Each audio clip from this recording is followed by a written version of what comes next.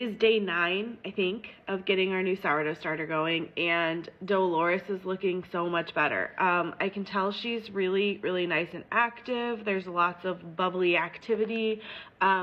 She's starting to die down since I fed her. She was really, really active during the day yesterday, and then now she's starting to get hungry. This is kind of what will happen after a starter feeding. It's going to get really, really active as it starts working through the food, and then it starts getting less active as it gets hungry, and then you feed it.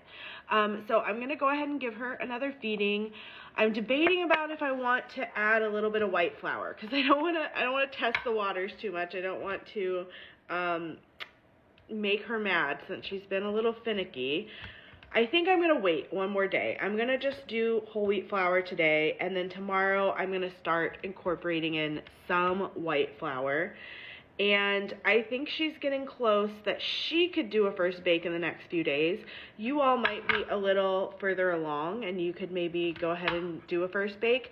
I filmed a video yesterday about my kind of like level 1 sourdough bread recipe.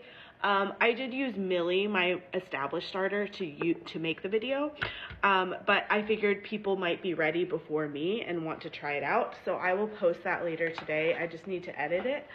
And yeah, how are things going with your starters? Super excited that Dolores decided to cooperate for us and come to the party. And usually starters are very resilient, so sometimes they can be really finicky to get started in the beginning, but once they really get going, then they're very resilient. I always suggest that you give your starter 2 full weeks at a minimum of feeding out of the fridge before you start putting it in the fridge. However, if you can stand to do it, longer is better. Once your starter has really bounced back from that first false start and really starts getting vigorous again, you can start saving your discard. I usually wouldn't start saving discard until at least the 2nd week. As long as your starter is smelling good, it has like acidic smell, it can even smell kind of acetone is fine. Those are normal starter smells. As long as it's having that smell, you could start keeping your discard. If it has stinky feet smell, don't save that. I would continue feeding until that goes away. That should go away. But I just put my discard in a jar in the refrigerator, and I just add to it every day. And I'll start sharing some discard recipes with you later as well. You can also just Google sourdough discard recipes. There are a million on the internet.